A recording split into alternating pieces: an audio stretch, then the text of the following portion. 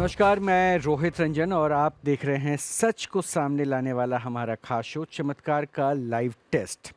और आज हमारे साथ जुड़ रही हैं 5 भाषाओं में भागवत कथा सुनाने वाली देश की पहली किन्नर कथावाचक अर्धनारीश्वर धाम की प्रमुख जगत गुरु हिमांगी सखी। तो बहुत बहुत स्वागत है हिमांगी जी आपका तो सबसे पहले न्यूज़ नेशन पर। आप सबको उन्हें हाल ही में प्रयागराज कुंभ में जगत गुरु की उपाधि भी दी गई है और प्रयागराज महाकुंभ के बाद अब वो देश भर में यात्रा निकालकर सनातन धर्म को मानने वाले लोगों को एकजुट होने की और एकजुट करने की मुहिम शुरू करेंगी।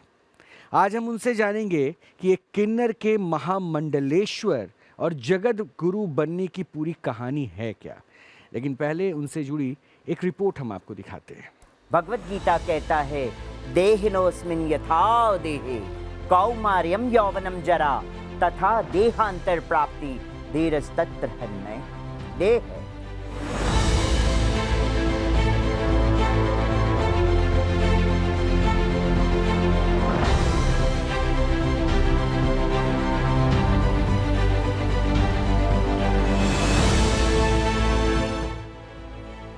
वो भागवत कथा सुनाकर लोगों के जीवन में भक्ति रस घोलती हैं, लेकिन अपने जीवन में उन्होंने कड़वे अनुभव के घूंट पिए हैं। भगवान कृष्ण का गुणगान कर वो लोगों के जीवन से संशय दूर करती हैं, लेकिन लंबे समय तक अपनी ही पहचान को लेकर संशय में रहीं। हिमांगी सखी के नाम से मशहूर ये शख्सियत आज किसी पहचान की मोहताज नहीं।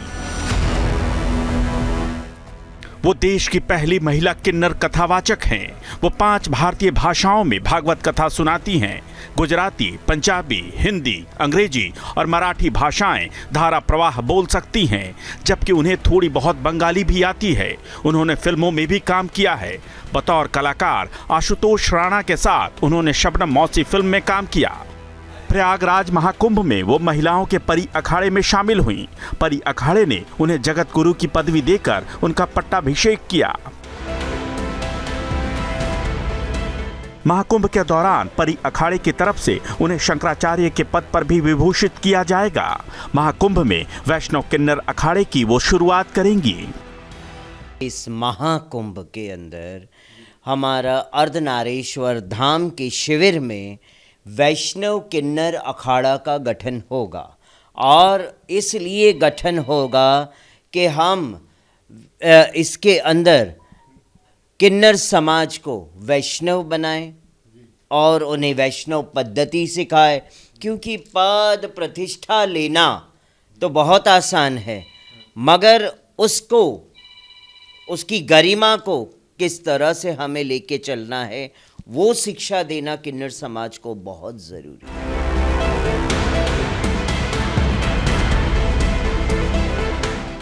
लेकिन हिमांगी सखी का जीवन हमेशा से ऐसा नहीं था। इस मुकाम तक पहुंचने के लिए उन्हें अनगिनत सामाजिक और निजी मुश्किलों का सामना करना पड़ा। उनका जन्म मुंबई में हुआ था। पिता गुजराती और मां पंजाबी फैमिली से थीं। पिता फिल्म डिस्ट्रीब्यूटर थे, जबकि मां पेशे से डॉक्टर थीं।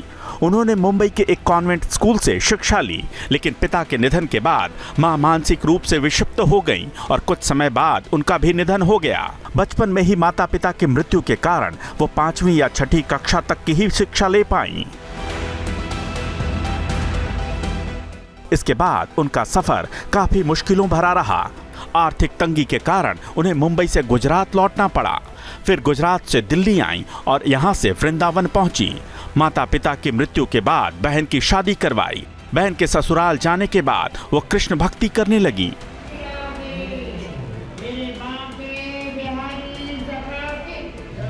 मेरे गुरु वेदव्यास प्रिय स्वामी महाराज जी ने बचपन में मुझे शास्त्रों का अध्ययन कराया और उन्होंने ऐसा भक्ति लता बीज इस किन्नर के हृदय में बोया कि आज मैं सिर्फ हरि गुण गाती हो, मीरा के पच्चिनों पे चलती हो और यही कहती हूँ, ऐरी मैं तो प्रेम दीवानी, ऐरी मैं तो प्रेम दीवानी, मेरो दर्द न जाने को। उन्हें बचपन से ही आध्यात्म से लगाव था। इसी कारण वो मुंबई छोड़कर ब्रजभूमि वृंदावन पहुंची। लेकिन वहां आश्रम में उन्हें पहचान छिपाकर रहना पड़ा, क्योंकि आश्रम में किन्नरों का प्रवेश वर्जित हुआ करता था। माता पिता ने उन्हें बचपन में हेमंत नाम दिया था, लेकिन वृंदावन में उनके गुरु ने उन्हें हिमांगी नाम दिया। वहां से वो मुंबई लौटी और फिर हिमांगी सखी के नाम से भागवत कथा वाचन शुरू कर दिया। वो किन्नर समाज के उत्थान और उन्हें धर्मशास्त्रों से जोड़ने के लिए भी काम कर रही हैं। मेरा ये सपना है कि मेरा किन्नर समाज, सबके सब किन्नर समाज व्यास पीठ पे बैठ के और ईश्वर का गुणगान ऐसा करे कि पूरे विश्व देखता रह जाए और ऊपर 33 कोटि देवी देवता भी प्रसन्न हो, फूल वर्षा करे।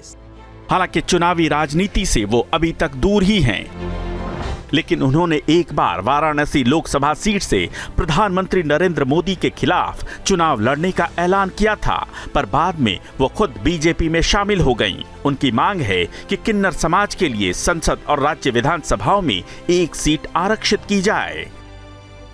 हिमांगी सखी सनातन धर्म के प्रचार के लिए भी काम करती हैं और उन्होंने सनातन रक्षा यात्रा भी निकाली है। प्रयागराज महाकुंभ के बाद वो देश भर में यात्राएं निकालकर सनातन धर्मावलंबियों को एकजुट करने की मुहिम पर निकलेंगी। चमत्कार के लाइव टेस्ट में आज न्यूज नेशन के मंच पर होंगी खुद हिमांगी सखी।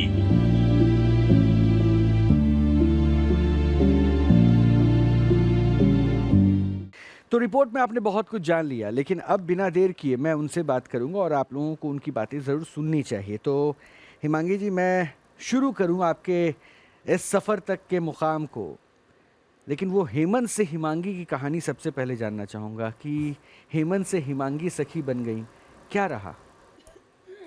हेमंत, माता पिता ने जन्म दिया, नाम रखा हेमंत। माता पिता परिवार बड़े खुशियाँ मनाते आए, कहे कि भाई एक पुत्र को जन्म दिया है, हमारे वंश को आगे बढ़ाएंगे। मगर उनको क्या पता था कि ये पुत्र है या फिर या किन्नर है ना? उनको तो पता नहीं था।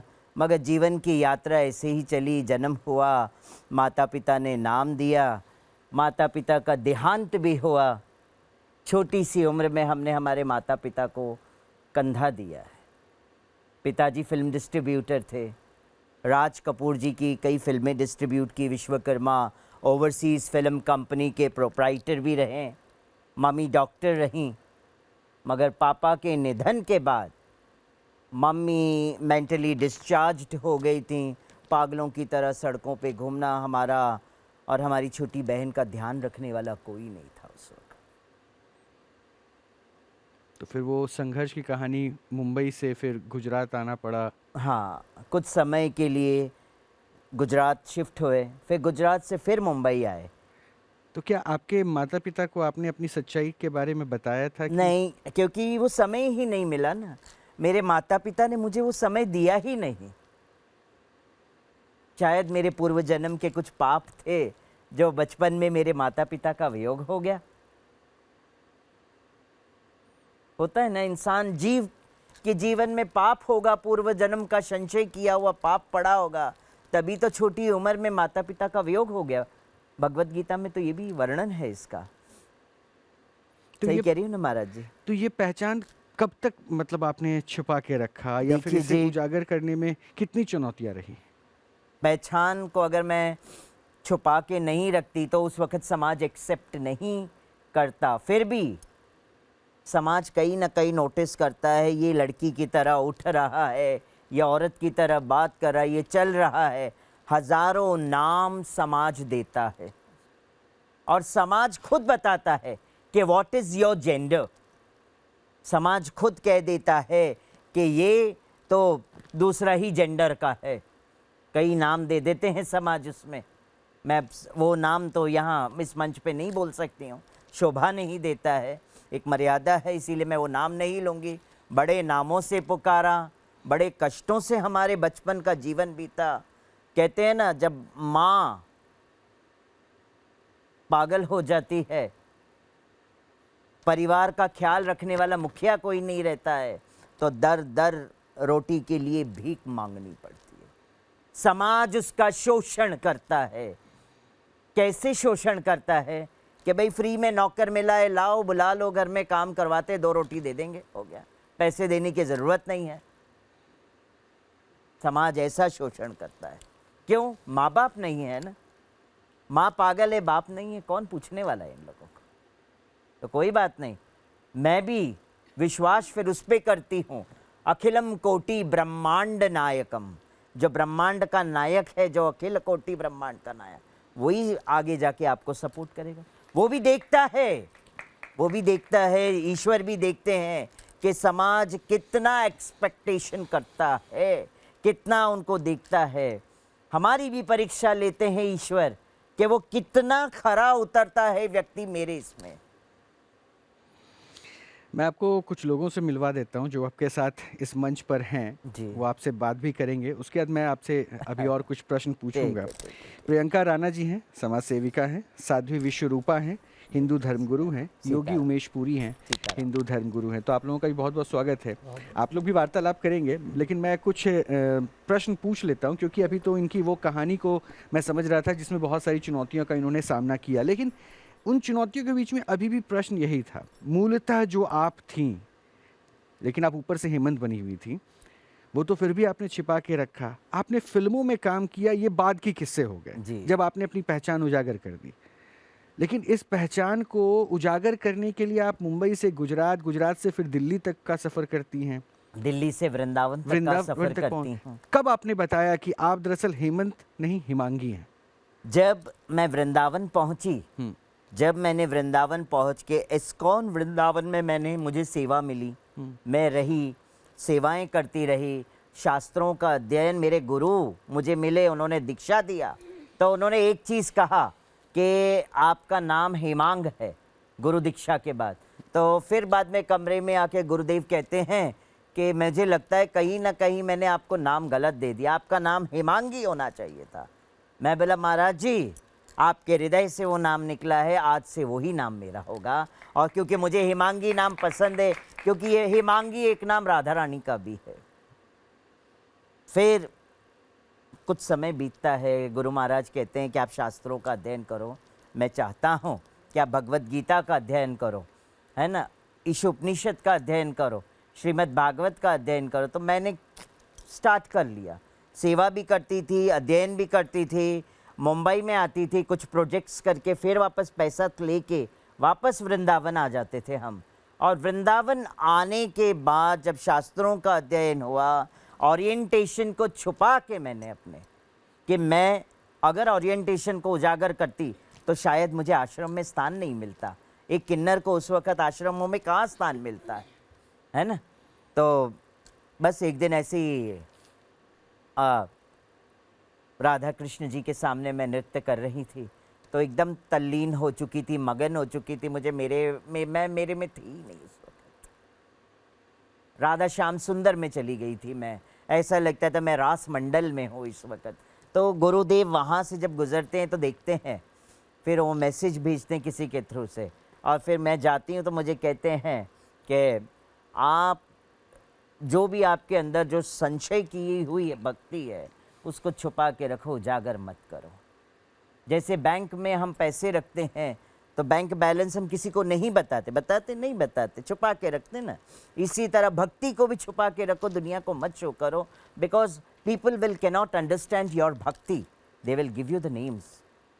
Then after my guru Maharaj told me, I want you to get married, मतलब गुरु महाराज ने जान के कहा, I want you to get married, I have find a nice girl for you. मैं बोले sorry guru Maharaj, what are you doing, this is so horrible for me. तो गुरु महाराज को फिर मैंने अपने जीवन की हकीकत बताई, क्योंकि उन्होंने खुद कहा, I want you to reveal what is the truth in your life, because till now I can not understand you, because you are sitting and talking with like a ladies type, so what is there in you? So then I told to my Guru Maharaj कि महाराज ऐसे ऐसे मेरा अंदर जो gender wise है, मैंने उनको clear बता दिया। उन्होंने कहा the ashram is not meant for the transgenders, ashram is not meant for the kinnaras, go go back to Bombay and cultivate this knowledge to your kind of a people. I have given you the more knowledge. You are bona fide and go ahead and do the प्रचार. फिर तब से गुरु आज्ञा कहते हैं ना सर्वोपरि. थोड़ा बुरा लगा कि गुरु ने मुझे लात मारा है, गुरु ने मुझे निकाल दिया है, वृंदावन से निकाल दिया है. Don't come to Vrindavan, go and stay there in Bombay and cultivate that knowledge. उस वक्त मुझे बुरा लगा. मैं गई बिहारी जी पे तुरंत. मैं बिहारी जी, मेरा मान सम्मान मारो सूत समेत. जब आप लौटाएगो तब मैं आऊँगी इस ब्रजमंडल में, तब तक मैं कदम नहीं रखूँगी. मैंने मेरे बिहारी जी से जाके कह दिया. क्यों? क्योंकि मैं मेरे बिहारी को मेरी आत्मा का स्वामी मानती हूँ, मैं पति मानती हूँ. मैं मेरे बिहारी जी को, मैं उसकी सखी हूँ. तो मैंने कभी बिहारी को भगवान नहीं माना, मैंने माना है मेरा पति, मेरे आत्मा का स्वामी, क्योंकि मैं बिहारी की सखी हूँ. और तब मैंने अपना पैर वृंदावन से उठाया और निकल पड़ी बॉम्बे की ओर. और पहली साड़ी मैंने जब वहाँ पहनी और फिर कथा करना प्रारंभ किया. आज समाज में वो चुनौती तो नहीं दिखती है कि हाँ? अब इसकी छुपाने की बात नहीं, आप तो अब नहीं, अब फेस तो खुल करती के हैं. खुल के और दुनिया अब के वो सामने. भेदभाव तो नहीं महसूस होता. अब भेदभाव महसूस नहीं होता. ना लोगों ने भी भेदभाव किया है, और देखा जाए तो संतों ने भी कभी भेदभाव नहीं किया है. उन्होंने भी अपनाया, गले लगाया. वरना आप तो जानते हैं किन्नर समाज को कौन पूछता था. सही कहा कि नहीं? एक कूड़ेदान की तरह पड़ा हुआ, जिसकी कोई अहमियत नहीं, जिसकी कोई वैल्यू नहीं थी किन्नर समाज की, उस समाज को उठा के ऐसे प्रतिष्ठित जगह पे बिठाया है. मैं उन संतों को आपके न्यूज़ नेशन चैनल के माध्यम से कोटि कोटि प्रणाम करती हूँ, और उनके चरणों का रज मैं अपने सर पे लगा के रखती हूँ. मेरी तो कोई औकात नहीं. बनाने वालों बैठो और उजाड़ने वालों भी बैठो. देखिए, ये तो पूरी कहानी मैंने आपकी सुन ली. अब यहाँ से हो सकता है कि मेरे प्रश्न थोड़े से तीखे होंगे, लेकिन इसको आप अपने पर्सनल दिल पे बिल्कुल भी ना लें, क्योंकि मैं इसको प्रैक्टिकल मैं ग्राउंड पे. आपको बताऊं ना, मुझे तीखे प्रश्न और तीखे वर्ड्स मेरे जीवन में सुनने की आदत सी पड़ चुकी है. अब उसमें मिठास घोल देती हैं आप. उसमें मिठास बोल दो, खत्म काम है ना जी. ठीक है, क्योंकि मैं अब अपने मेहमानों को भी शामिल करूंगा, इसलिए मैं इस प्रश्न को थोड़ा सा अब आपके सामने संक्षिप्त रूप में रखता हूँ. जी जी. आप पे आरोप ये लगता है कि आप जो है ऐसे स्टेटमेंट खुद कोट करती हैं जिससे विवाद हो. पहला पॉइंट, आपने खुद फिल्मों में काम किया जी. उससे आपको परेशानी नहीं हुई. उस वक्त तक आप जो कर रही थी वो सब सही है, लेकिन अब अगर कोई किसी बिग बॉस या किसी शो में जाए तो उससे आपको बड़ी आपत्ति हो जाती है. होगी ना. क्यों? बिग बॉस में अगर हमारे जैसे धर्मगुरु बिग बॉस जैसे शो में जाए तो मैं कहती हूँ सबसे बड़ा मूर्ख धर्मगुरु है. वो धर्मगुरु कहलाने के लायक नहीं है, वो व्यासपीठ पे बैठने के लायक नहीं है. क्यों जाए बिग बॉस में? Big boss is not meant for saintly peoples. Big Boss is not meant for the spiritual peoples. Big Boss is meant for the bhautik peoples, and they can stay there and they can do their work. ये आपत्ति है आपकी? हाँ, है ना आपत्ति, पूरी तो फिर आपत्ति. फिल्मों में जो आपने काम किया वो देखिए किसके जी, लिए मैंने किया जब था? फिल्मों में काम किया था तब मैं महामंडलेश्वर नहीं थी, तब मैं जगत गुरु भी नहीं थी, तब मैं एक स्टूडेंट थी. और मुझ स्टूडेंट को पैसे की ज़रूरत होती है कि नहीं बच्चों? बताओ. सर्वाइव के लिए आप अगर यहाँ से नीचे उतरेंगे, you need a money to travel. Am I right or wrong? और मैं वृंदावन में रह रही थी तो मुझे भी पैसे की तो ज़रूरत पड़ेगी ना. कभी गोवर्धन परिक्रमा करना है, वृंदावन तो फिर परिक्रमा करना है. मुझे आपत्ति है. कैसे? पैसे कमाने के लिए जिसे आप पाप कह रही हैं, जिस क्षेत्र को ही आप दूषित बता रही हैं, मैं दूषित नहीं कह रही हूँ. नहीं तो फिर अनिरुद्धाचार्य के ऊपर इतना ज्यादा आपने प्रश्न उठाया. Aniruddhacharya is a famous personality. Am I right or wrong? Right, ठीक है, वो भी भगवत उसे कथा में टीआरपी सुनाते की हैं. जरूरत नहीं है अनिरुद्धाचार्य को. उसे किसी चीज की जरूरत नहीं. आज की डेट में अनिरुद्धाचार्य का वर्ल्ड वाइड नाम है, फिर उनको बिग बॉस में जाने की क्या जरूरत है? मैं आपसे पूछती, बताइए. तो मतलब आपको अगर आज मैं बच्चों आपसे पूछती हूँ, क्या जरूरी है अनिरुद्धाचार्य को बिग बॉस में जाना? मुझे आप बताइए, आप लोग स्टेटमेंट दीजिए. M I right or wrong? हो सकता है कि एक कुछ ऐसा प्लेटफॉर्म होता जो पूरा विश्व देखता, धर्म का प्रचार प्रसार भी तो हो सकता है, But वहाँ- हम नेगेटिव क्यों लेकर अच्छा एक चीज है साध्वी जी, मैं वहाँ का माहौल देखती हूँ, देखते हैं ना, मैं भी स्वयं मैं अपनी बता रही हूँ। 2016 में जब पेयर जा रहा था तो हमारे पास भी आया था, निमंत्रण आया था, तो हम गए। लास्ट राउंड तक पहुंचने के बाद उन्होंने हमसे एक प्रश्न पूछा कि आप टीआरपी के लिए क्या करेंगे। मैंने कहा हंगामा नहीं करूंगी, जो मैं हूं वो रहूंगी। हो सकता है उन्हें ये बात मेरी नहीं पसंद आई हो, वो नहीं लेकर गए मुझे, परंतु हम इस प्रोस्पेक्टिव को ये नहीं कह सकते कि उनका वहां जाना गलत होता। उनको टीआरपी की, आप स्वयं कह रही हैं कि टीआरपी की जरूरत नहीं है, परंतु वहां ये क्यों सोच रही हैं कि हो सकता है वहां कुछ लोगों का जीवन बदल जाता उनके जाने से। आपको लगता है बिग बॉस में जाने से किसी का जीवन बदलेगा? निसंदेह कहीं भी। Big अब Boss जेलों में is लोग जाते हैं, also जेलों में correct. कथाएं होती This हैं। Big देखिए Boss is तिहाड़ जेल में also- कथाएं होती हैं, वहां तो बिग बॉस से बड़े बड़े क्रिमिनल बैठे हैं, जेलों में कथाएं कर रहे हैं हम लोग, वहां इसीलिए तो चाहते हैं वो हृदय ठीक है। परिवर्तन। जेलों में कथा करना दूसरे को सुधारने की बात होती है। हाँ, तो वहाँ क्या भी- बिग बॉस में जाके कथा होती है? जब आप जैसे Big Boss वातावरण में में कथा हो रहेंगे, तो मैं मना नहीं आप करूंगी। सुनिए, जैसे सत्संग वातावरण हो, में आप कथा नहीं रहेंगे, करूंगी। हो भजन सकता हो, है कथा नहीं एक संत भजन के हो, पास तो मैं इतनी आपत्ति ऊर्जा नहीं होती जताऊंगी। है, एक संत के पास इतनी ऊर्जा होती है कि उसे कुछ शब्द बोलने की जरूरत नहीं होती, वो स्वयं परिवर्तन हो जाता है। साथ वालों का कोई भी, हमारे आश्रम, आपके भी सुनिए, यहाँ भी जब आते अच्छा हैं। साध्वी जी, आपकी बात मैं मान्य करती हूँ, मगर मेरी बात सुन लीजिए। बिग बॉस में अभी तक कोई परिवर्तन लोगों में नहीं बात- हुआ है। देखो मैं भी पसंद नहीं करती बिग बॉस को, परंतु मैं ये चाहती जो अंदर हूँ बैठे हैं ना इस कि वक्त, हम वही उसमें बात कुछ लोग करें मेरे खास जो है स्वयं अपने पर लागू तो हो। मतलब आप देखती सुन भी हैं? लीजिए, मतलब आप देखती मेरे भी हैं? कई स्टार्स में बिग बॉस आप देखती भी हैं क्या? हाँ देखती हूँ ना, क्यों नहीं देखती हूँ, जरा अच्छा, उसमें देखूं कोई तो क्या आपत्ति चल नहीं रहा है? है। उसमें कोई आपत्ति नहीं है? नहीं, उसमें आपत्ति ये है कि मैं देखूं तो सरा, जरा भाई हमारे धर्मगुरु जा रहे हैं तो कितना शिक्षित करके आ रहे हैं बाहर। नहीं, वो घर के अंदर थोड़ी ना गए सुनो थे। ना, घर के लोगों को कितना सुधार के आ रहे हैं, वो देखना जरूरी होता है। हो सकता है देखना कुछ चाहिए। कुछ ऐसे लोग चले जाएं, है ना भाई, अंदर गए हैं बिग बॉस में, चलो ठीक है, आप धर्म गुरु है, Aniruddhacharya very big famous personality, मैं तो कुछ नहीं अपने आप को मानती, मेरी कोई औकात नहीं है, बट मैं कहती हूँ आप अगर गए हो, कीचड़ में उतरे हो, तो कमल लेकर आए हो या नहीं आए हो वहां से? हाँ तो यही तो लाए बात हो हम कि कह नहीं आए रहे हो हैं। कमल लेके? हिमांगी आप जी, कमल लेके नहीं आए हो, हाँ, हिमांगी आप जी। खुद वहां पे अपना हंसी मजाक बना के आ गए। नहीं नहीं, वो गए ही कहाँ, वहां सिर्फ वहां जाकर, वो तो अंदर गए ही नहीं, वो तो गए ही नहीं। अब किसी भी कार्यक्रम में हमें कोई निमंत्रण अच्छा, दे देगा, आप सोचिए, एक बात बताओ, आप किसी भी मैं कार्यक्रम मंच में पे अगर भी कोई देखी निमंत्रण हूँ, देगा, जी। अनिरुद्ध बैठा है मंच पे भी, मैंने अनिरुद्ध आचार्य को देखा हाँ, है, मंच पे बैठा सलमान और अंदर खान भी बैठे वहाँ पे हैं वहाँ रहना, पे, दोनों ही अलग क्या बात है। नाम से है उनको संबोधित करते अब हैं, वो भी आज ये देखा बच्चे है बैठे, मैंने। तुम बच्चों एक बात बताना, अगर यहाँ पे कोई महाराज जी आएंगे और आपके भीतर कोई कमी है, उनके आने से शायद आप छुपाओगी, हो सकता है आपका हृदय परिवर्तन हो जाए। अगर चोरी करती हो तो इनका थोड़ा सा हृदय डर हो परिवर्तन हो जाएगा। सकता है, बिग बॉस का हृदय परिवर्तन नहीं बिग हो बॉस सकता में भी है। अच्छा साध्वी चलिए, जी, अब थोड़ा आगे बढ़ते हैं, थोड़ा आगे बढ़ते हैं, ठीक है, मैं हो गया, मैं देखिए ये आरोप है, अबाउट द बिग ठीक है। बॉस। ये तो हो गया कि भाई उस पे आपके बोल से हो सकता है कि उनको टीआरपी मिले न मिले, लेकिन सुर्खियों में तो ये दोनों बात और विवाद आ ही गया, ये तो सही है।